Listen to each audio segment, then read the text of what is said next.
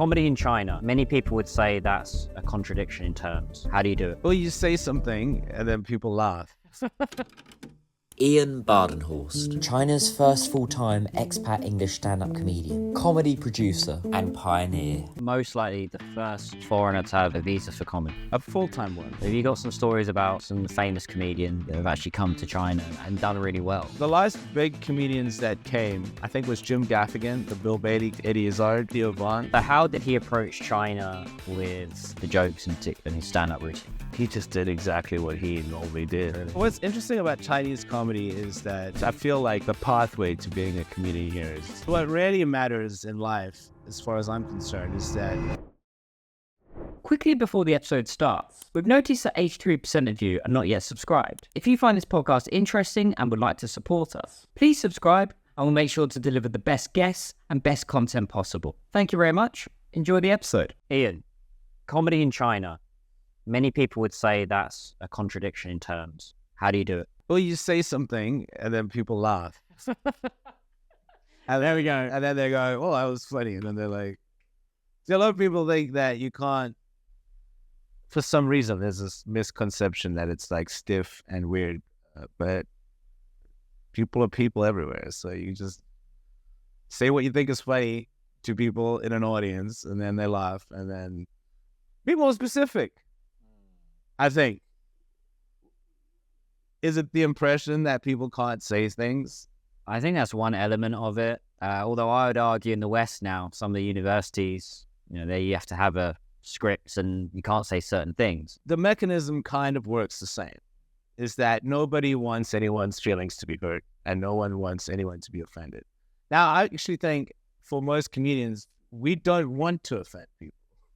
We actually want to make money performing. And we actually want people to like us. So the question is, like, what topics would you say that make people feel uncomfortable, right? So I'm not going to say something on a stage anyway if it takes the happiness out of the room. So a lot of people tend to think comedy's purpose is supposed to shock and offend and educate. It's actually not. It can, and there are massive exceptions to the general rule.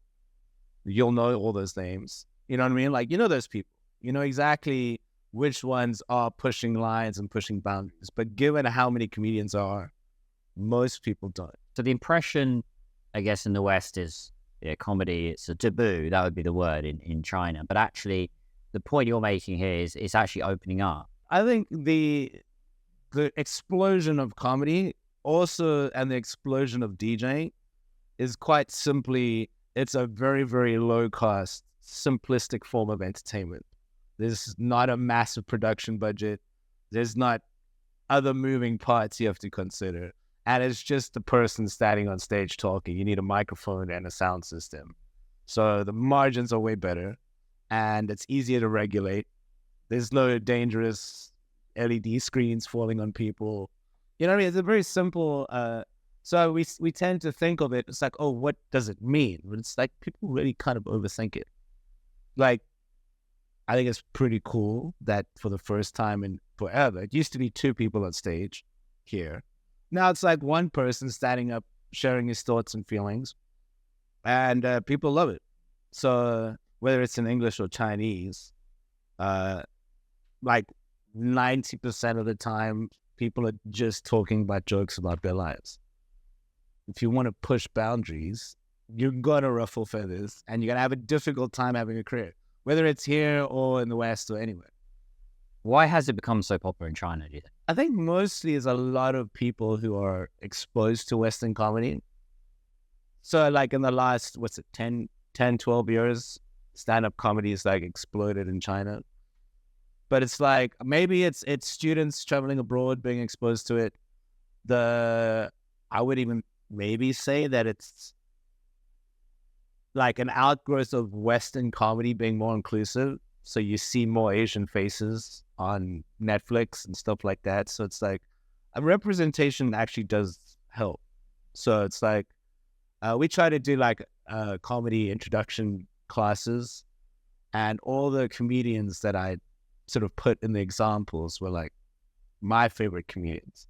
And someone said, why don't you use some Asian comics? That people would resonate more. I was like, oh yeah, I didn't think about that. I just think about the jokes. But I mean, like Ali Wong, Ronnie Chan, those will certainly help. But if you speak to like a diehard comedian, you know, like a performer, they'll probably choose the classics, you know, like the famous goats. But the audience are certainly like more introduced to comedy because they get to see more Chinese people do it. I think that's partly it. And then the other part is it's very simple to do in terms of production. You know what I mean? Why is it easy to do? And also, what is the process for jokes? Because obviously there has to be some process before jokes are actually told on stage. So what is that whole process? Whether you're a band or a play or a movie, like China has like regulators, the Culture Bureau will just check contents of the show, make sure it's clean, family friendly. So I'd say almost all comedy is PG-13. Like that's how I explain it to people. So if you were a clean comic in the States, if you watch dry bar comedy, it's like, yeah, like you can bring your kids, teenagers. You wouldn't bring a child because a child doesn't have an attention span. But like the comedy should have broad appeal to a family, for example. And there are some topics that are just off limits, but that's the same as like in almost every society. The difference is it's a much more clear, you can't say that. You actually know where the line is. Whereas like if you were in the States, you wouldn't know where the line is because it's at the whim of some student buddy who decides where the line's going to be that day. So here, generally, if someone complains about a joke, they'll just check to see if it was approved. And if it was approved, it's like, well, it was approved. So yeah, that would happen in the West. So if you were to go on any TV show, yes, you'd have to have some sort of screening process. Yes, actually, I would say like it's less and less now because those on air, like the Tonight Show or late night that are on like CBS, NBC, that are in the airwaves that are governed by like the American like broadcasting service. All those things would need to be cleared, right? If it's public. And then also if you're on a corporate TV show, the sponsors, so everyone would say, oh, it didn't pass legal.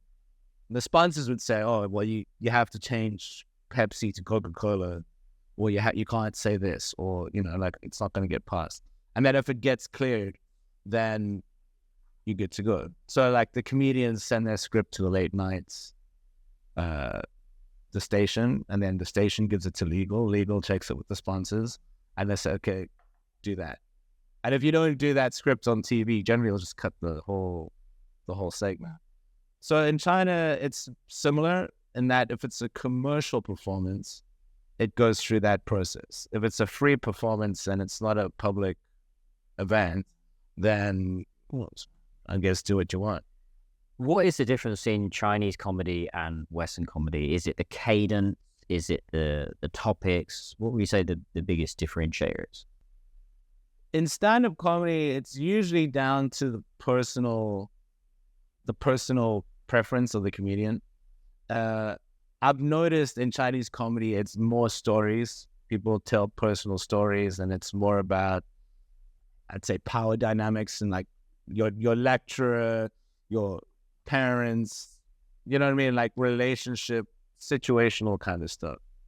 Whereas like English comedy can be storytelling and it's also one-liners, you know what I mean? So from what I've noticed, just watching the two next to each other, usually at open mics, we have an English workshop and then a Chinese one. The English one can tend to be a lot more wordplay and shorter jokes, whereas in Chinese comedy, it's more stories. And innuendo as well. We say the West, we tend to do more nudge, nudge, wink, wink, wink. I think it's the same. You know what I mean? Like when you have a sort of conservative upbringing, that naughty desire to sort of get away with saying certain things is always there. And like any kind of comedian's like a trickster. It's like, oh, let's see if I can get.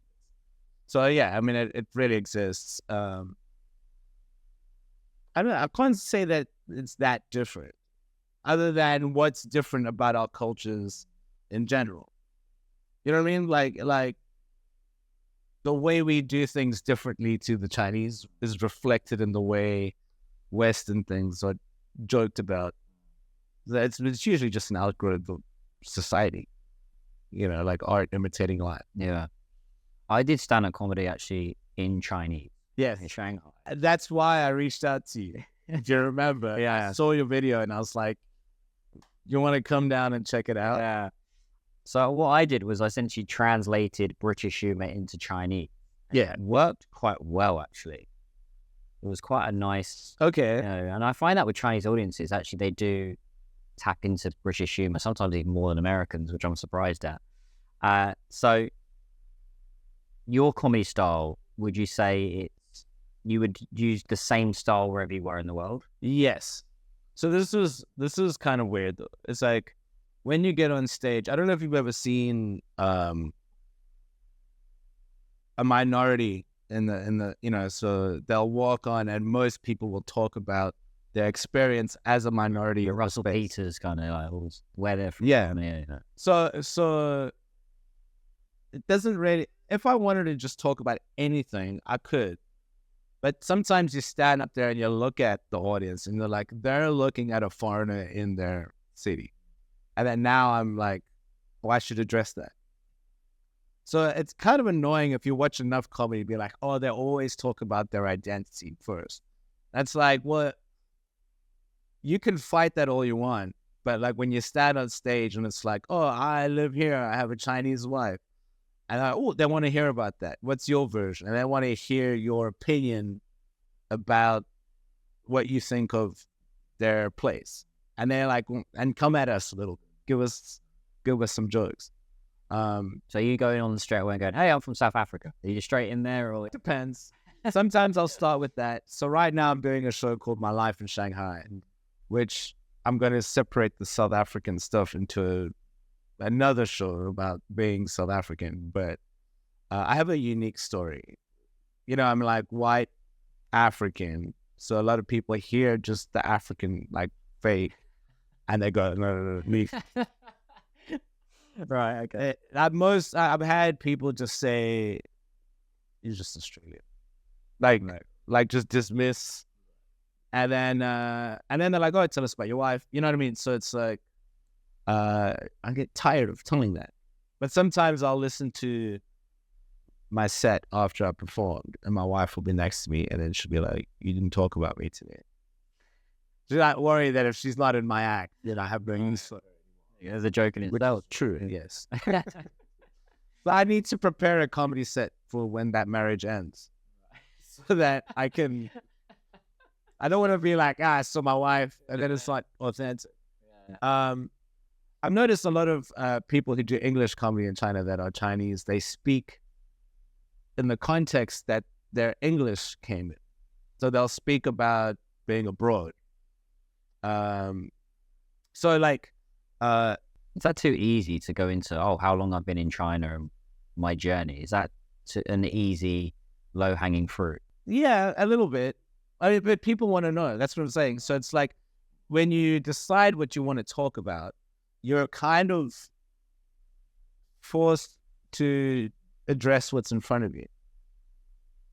You know what I mean? It's like why are you here? And now, like at Spicy Comedy, we have one guy who has permanent residence, and then me that has a visa, and everyone else is Chinese. So why aren't there more foreigners on stage? Well, because this is a commercial, actual comedy club, and to perform there, you need to have a visa, a performing visa. So now I'm the only one there, and it's like I'm the minority, and I have to sort of talk about things to make sense of why I'm there. So you got to force down that pathway. Why is that visa special? Because as far as I know, I'm the only one who has it. When I went to Hong Kong to get it, every window I went to, they said, hang on, just give me a minute. And I was like, it's real. I promise you it's real. It's not a joke, right? Yeah. And then, so it just says talk show actor on it. And having worked in the entertainment, like with musicians since I got here, I don't know of anyone, and being close to comedy, I don't know of anyone who has. But most likely the first foreigner to have a visa for comedy. A full-time one. So we've had guest comedians come in, right? So they get short stay, like touring visas. They're less than 90 days. But mine's like, I have a place of work and this is my job, which is very disappointing for my parents. So speaking of that, actually, these comedians that are coming to China, have you got some stories about some famous comedian, maybe from the UK, that have actually come to China and done really well? The last big comedians that came, I think, was Jim Gaffigan. And you would have liked Eddie Izzard. I don't know. Eddie, yeah. And then those I think came through Live Nation, like the big international touring things. But then there were some other smaller groups that brought people out. So Bill Bailey came out. My childhood. My hero, Bill Bailey, which was an incredible show. He's like a 14-piece band, like 10 guitars, 2 keyboards, a theremin, that thing. He had a table of cowbells, 40 cowbells, microphone. So that was like a full production for one guy. Unbelievable show. And he did 2 hours. So like an hour and then an intermission and then another hour. 2 nights, standing ovation both nights. Standing ovation all 4 hours. Didn't you say you had an issue with the booker at the time? Because he said, why is this guy, he's a comedian, he's got all these musical instruments. Oh, that was the production company asked me how big the band was. And I was like, it's just one guy.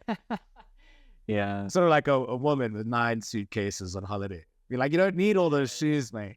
But he used almost all the instruments. He sort of like picks them up, plays, does a song, does a bit. And then his humor is all woven into the style of music. The Russian national anthem was, like played in polka music. And then he'd do a bit like that. So how did he approach China with the jokes in particular in his stand-up routine? He just did exactly what he normally did. Really? Which was kind of what I was getting at, is the audience knew him. Dylan Moran is a different approach. You could actually see when he came, he was very, very mindful of the level of understanding that the audience had. So, and he has the same, which is ironic because Dylan Moran and Bill Bailey were both in Black Books. And the people who promoted Dylan Moran had no idea that Black Books is sort of on ITE or whatever people have in their TV. So he was way more popular than even he thought or anyone thought that he would be. But he got on stage and he was very much like, he spoke slowly and he was very careful to pause and wait for everyone to understand. A lot of people ask if there'll be subtitles. Because you get these live, live subtitles on some plays and stuff. Oh, there's a screen at the front. Yeah. Oh, yeah, sure. Yeah. And you can't do comedy like that. So, you know what I mean? It's just impossible. So even though it is fairly scripted, like you can't have a sentence come up. It ruins the timing. Mm. So there is no real way around that to have international stand-up comedy come here. People's English level needs to be at a certain level to enjoy it. But generally, most comedians that are like Russell Peters or like famous around the world, they understand that there's a language barrier. But English comedy is exploded around the world, so I think everyone's English level is better in terms of comprehension anyway. I always find that with Chinese audiences, especially with British humor, they understand those nuances and Yeah. They always say don't meet your hero, but you actually said that when you met Bill Bailey, he was just as nice. Yeah, he saved me from a burning building. He was actually a hero. He's actually a really cool guy. I mean, he's one of those I'd always love to meet. Yeah, but you can get that impression from him when you see him. Yeah, he's a likable, and he's not a controversial. Yeah. Right? His jokes actually very well thought out, and he's not. You go away from his performances thinking, I actually had a good time. And talented. Because not only is he funny, he's amazingly talented. Like the music, the parody songs he does, it's like that's pretty on point. But he has this like vibe about him. Like the best, I think you just describe him as bewildered. That's his face. And he's exactly like that. The other comedian who was similar was Theo Von. I don't know if you know who Theo Von is. He's close to the Joe Rogan world. He's got a podcast. Yeah, massively famous podcast. And when we started our comedy company that died along with COVID, he was the first person we brought out. So he had just released his Netflix special and he hadn't exploded yet, but he started his podcast. He had just been on Joe Rogan. He had just had Jordan Peterson on, but he wasn't famous yet. And he's exactly like he is all the time. Just every single thing that he says on stage in his podcast, the way he thinks, that's not a persona. That's exactly who he is. Like we were in Xiamen and we saw like these rich kids in a Ferrari, and he just looked at them and he was like, "I had a horse."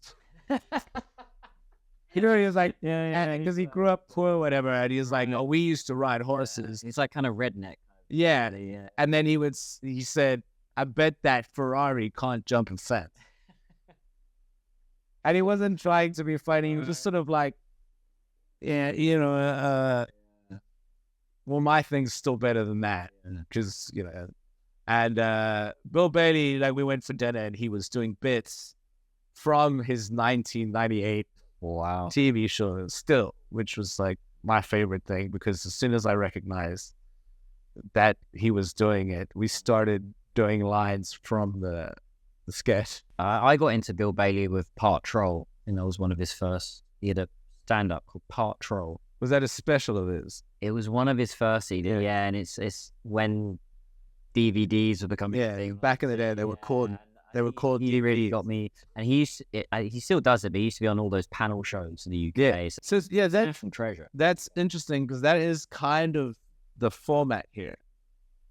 So what's interesting about Chinese comedy is that it's not the same as the West, where in the West, if you want to be a comedian, the path was almost always go to open mics, suffer, and then eventually work your way up to usually a good comedian will think you're hilarious. And then you'd also have to be good to hang out with. So like a headliner doesn't really care how good you are. If you're competent, if you're fun to hang out with, they'll take you on the road and hang out with you and be like, okay, I've got company, I've got a competent opener, and then that opening act gets to know all the clubs that he's touring with, right? And you normally need a homeroom that you can actually hone your craft. In China, it's insane. You can go to an open mic when there were lots of open mics. There's 100 people at an open mic, so it's like you have a full captive audience. As a beginner, like you don't deserve that many years. It's not, you know what I mean? It's like I know famous comedians that will go to open mics with 15 comedians and be okay with it. But here you'll meet someone who's just started comedy, who's probably an engineer or a lawyer or a finance guy, and get on stage and be like, "I'm not getting paid for this." And we're like, "Well, you don't deserve to get paid for this.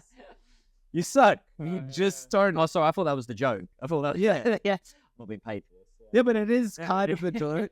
But they're serious. Yeah. I'm not being paid.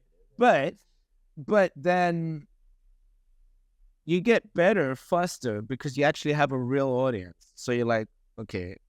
And even the open mics are selling tickets, you know. So it's like 100. I mean, I went to one, there's 120 people. None of them spoke English because it was cheap, but like it's English practice. And for me, I kind of enjoy being more animated. So that's what I learned about doing comedy for Chinese that don't speak English. Is like, be funny with your body, fall around a bit, scream, change your cadence. And they're like, I'd be great for that. And then, that's what I'm saying, because you're so clearly British. Right. And look, that British person is being British. I recognize that. Yeah. And then, so Chinese comedians can get a huge audience.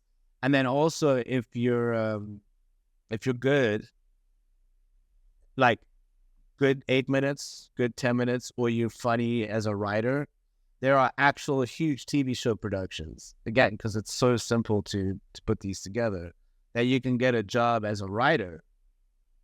So you can go into a commercial space much, much faster than you would in the West.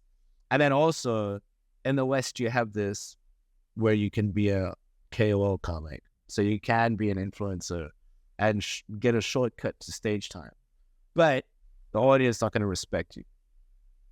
You know, like they'll be like, you're not that good. But here, if you have a good following, so we have 2 influencers at our club. Both of them are very comedic and funny on their channels. And if you're an influencer comedian and you pay attention to people's attention, right? So like, they actually understand the audience. They're looking at their numbers. The audience is not watching longer than this. And they're actually tweaking their scripts. When it comes to doing a stand-up performance, they actually like make sure that their joke beats are throughout and keeping the audience engaged. They're actually not bad at doing comedy that way. But there are other influencers that are just like, I think I'm funny and have followers. Like, they will sell out, but the audience won't. They'll only give you a certain amount of leeway before they switch on. And that's when I come on, a real comedian. So, you know, and I appreciate the audience. You know what I mean? Like, so Bo Burnham famously was like a internet comic, selling out, brilliant artist. You know, have you seen Inside? Yeah. He made this special during COVID, and it's just musical. He filmed everything himself. It's incredible. And then the making of it is just as incredible.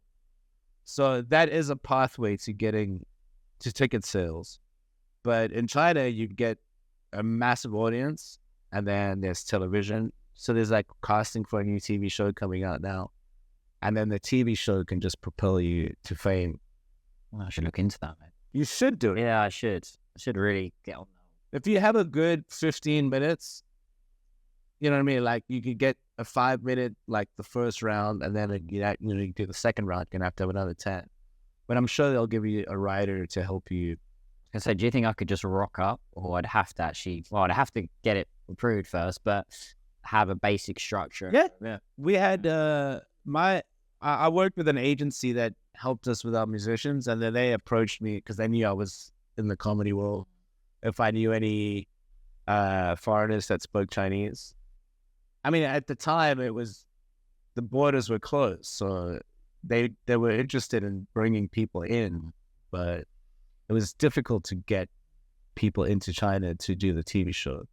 But if you can speak Chinese, but like at a comedic level, Yeah, I don't know about that. because there's also going to be the interviews, the publicity, and everything that you have to like navigate. You know, your off stage persona. But there's definitely a pathway to getting famous. And what's nice about China is it's clear. Like, you do this, then you do this, then you do this, and you do this. Whereas also you work for a company, and that company is responsible for your social security, your pension. None of that exists in the West. If you're a comedian, it's like, well, save up as much money as you can, and good luck. So do you see that other side with these influencers, KOL influencers becoming comedians? Is it a bit like KOL boxers in the West? You know, they haven't really trained, all of a sudden they become famous overnight by having one exhibition bout. It's the same with comedy. I think if you're a boxer or if you're a comedian, I mean, like, if you're a boxer, you're going to get punched in the face, and you don't want to, right? So it's like, you could say they're not real boxers, but I'm going to fake my way into getting beaten up. So the same for comedy. It's like they might not be like as honed as like a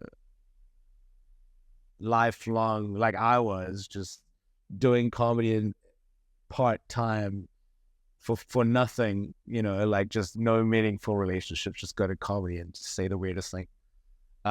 These guys actually like quite scientific about it. They get a good trainer, they try the best methods, they ask for help.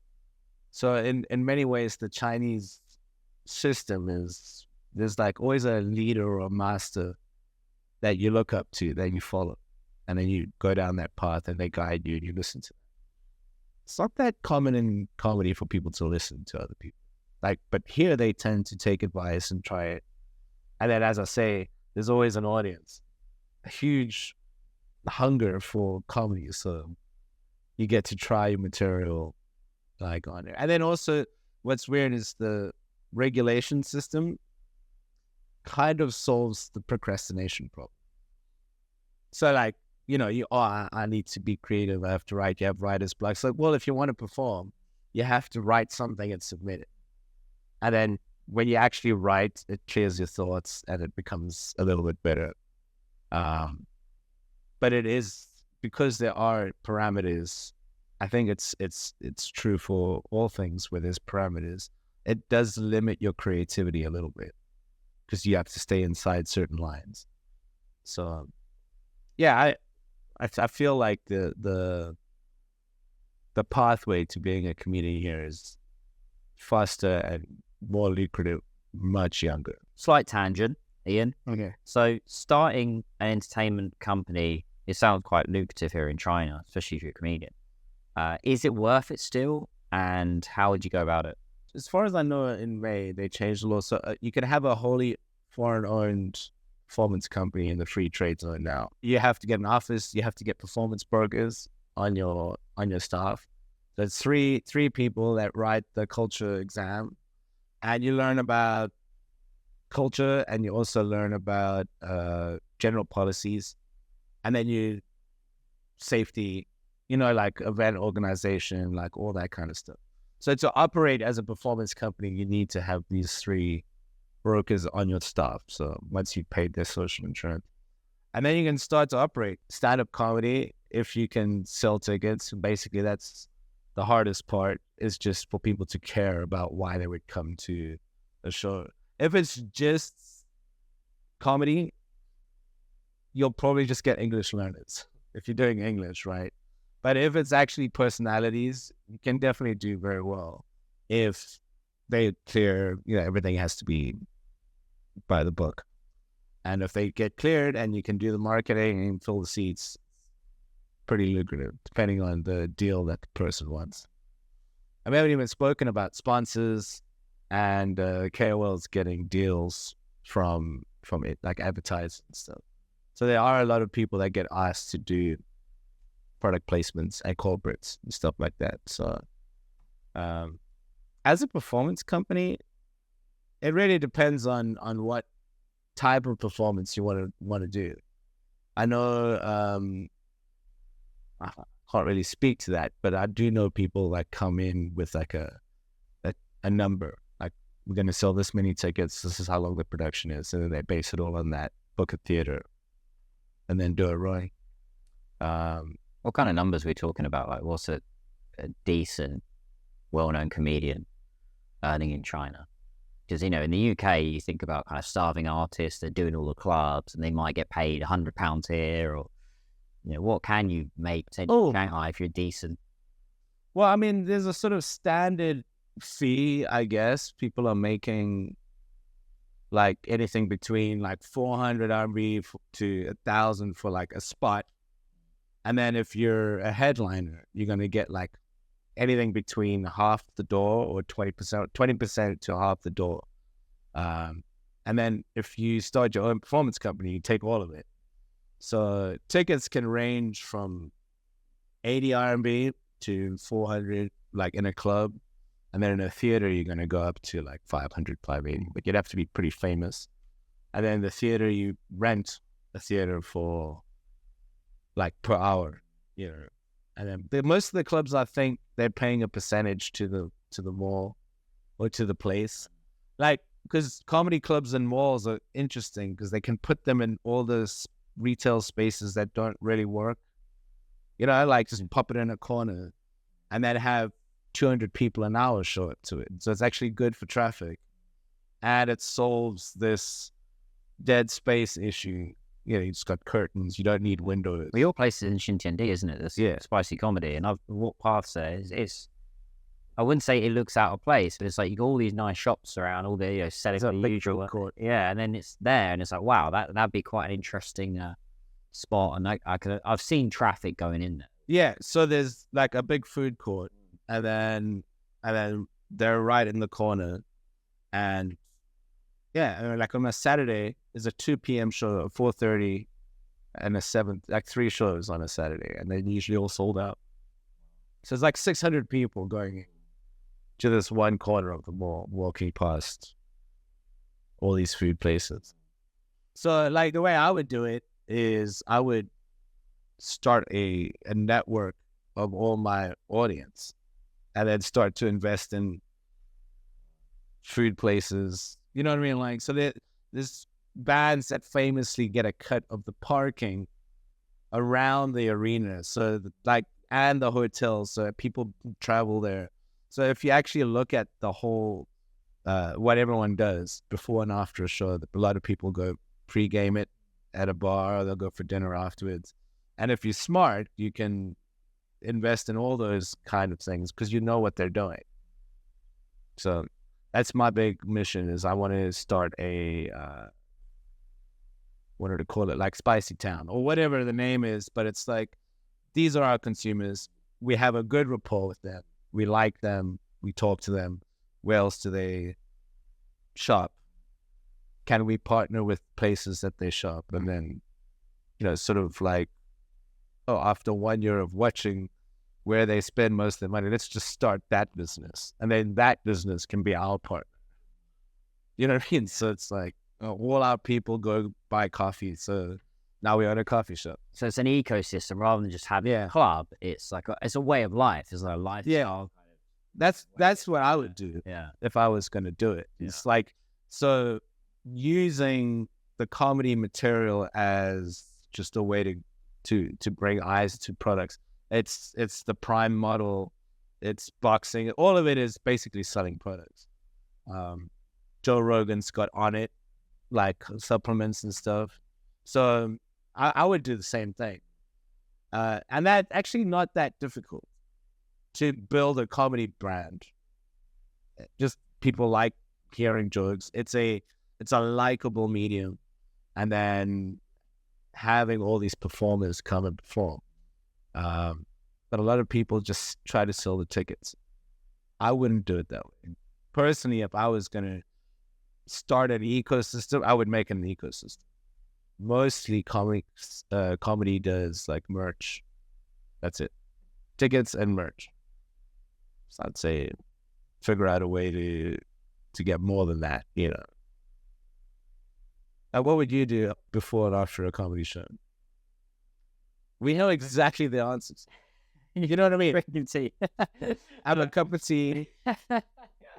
Trying a suit. I guess, it would be you'd have some food. It's a night out. It's a night out. Yeah. So it's the same as like Amazon, where they're like, well, we're going to sell something. We're like, oh no, we're going to own distribution and the platform. And now we're going to start making our own products. So I would just do the same thing. It's like, I know everyone's going to be in this area and they're going to be doing this thing and they're going to be doing that thing afterwards. A lot of people are like, well, I'm just going to sell T-shirts that have my brand on it. It's like, well, it's a bit short-sighted. Like, you know what I mean? Like, if I wear something, sure, I like that shirt, I'm going to buy it. But it's like, I know where you're going next. And if I was to open a place and recommend it, most likely people who like me will support it.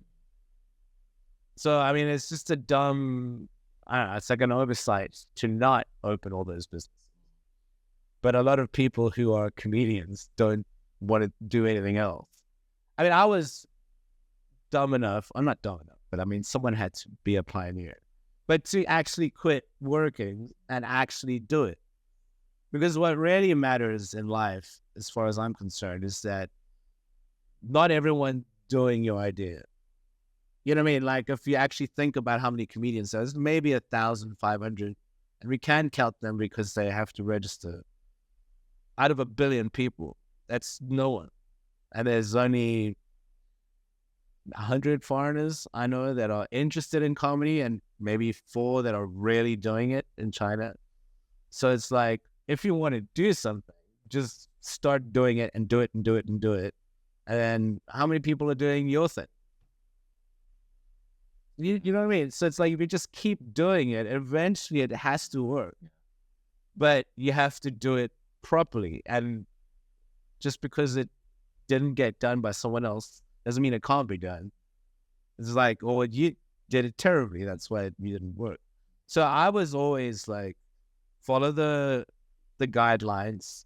And in my experience in China, it's like, you can just go online.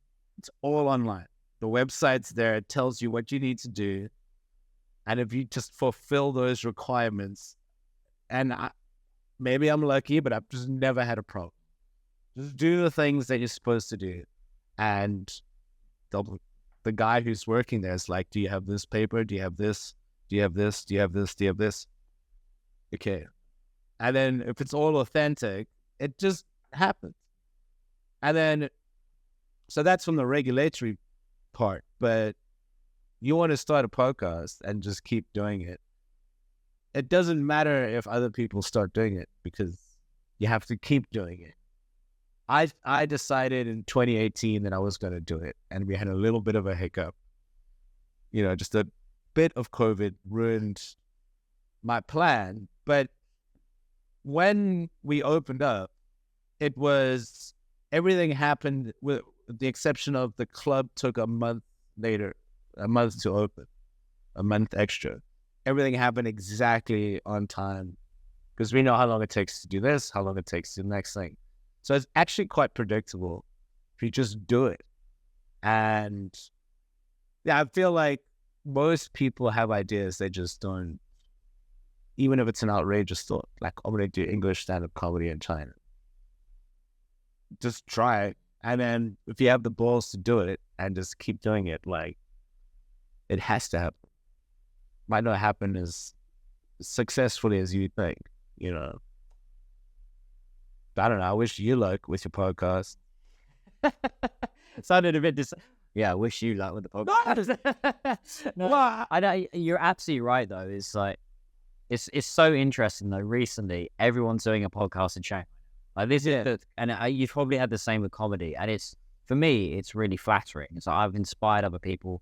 I mean, some will do well, some won't, but I'm just going to keep on with this. And I think it's the same with comedy. Like, you got to test, try stuff, and just keep at it. There's an instinct when someone else does what you're doing to feel like it's especially creatively Defensive. and you're like, ugh. And then it's like, well, I'm just gonna stay on my path, and then they'll fall off, because if you have adversity, they also have. So it's like, how much like resilience do you have to just keep pushing on? And like my goal was like, okay, I'm just gonna do this, because if I don't do it, I don't know anyone else who would. You know what I mean? Like, I'm in a fortunate position to have a supportive wife that's like trying, you know. And then Which is telling you to talk about her in your stand-up. I think that's one thing, isn't it? yeah, she did provide me with a lot of material. But it's like, but I think for foreigners that are here for a purpose, it's hard to pivot into something else. You know what I mean? Like, at least the only thing I really needed her for was, there was this just 2-month stretch where we were waiting for that extra month, where being a spouse, like just being able to switch to, was relaxing. But pivoting into another industry is quite difficult here, because they kind of want you to know what you want to do. So you could easily come to China to be a comedian. It's hard to change from being a teacher to being a comic. But it's going to happen soon. So like I do know in June, we'll have our second most likely person switching. So, and that's why we do it. Someone has to be the first. I think everything in life is when the second one gets there. The second Panda Profits podcast. It's going to be a phenomenal. We do have a second channel, right? We have the Panda Profits clips, which is like, it's not a Which I feel most of this will be there. well, man. No, but you're right. It's like you got to keep at it, and that was one of the things Murat pointed out. Go watch Murat's podcast. not this one. Yeah, well, this clip is solely to say, but he was talking about the first CrossFit gym that only lasted 6 months, and there's an ethos behind what he does that made his last, and maybe the other ones didn't. And I do think in China, if you're doing business here, there are people that think, oh, I'm going to get a Chinese partner and we're going to try and game the system and do it that way. And it's like, no, do it your way and find out what you need to do.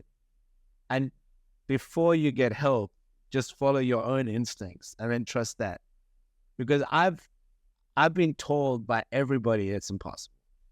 Like, oh, you can't do comedy is your first question. Like, is it possible? It's like, yeah, it is.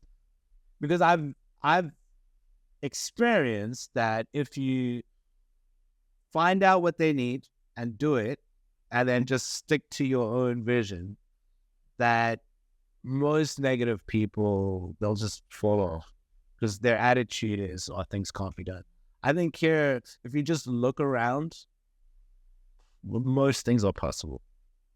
More things are possible here than are not. That's just a fact.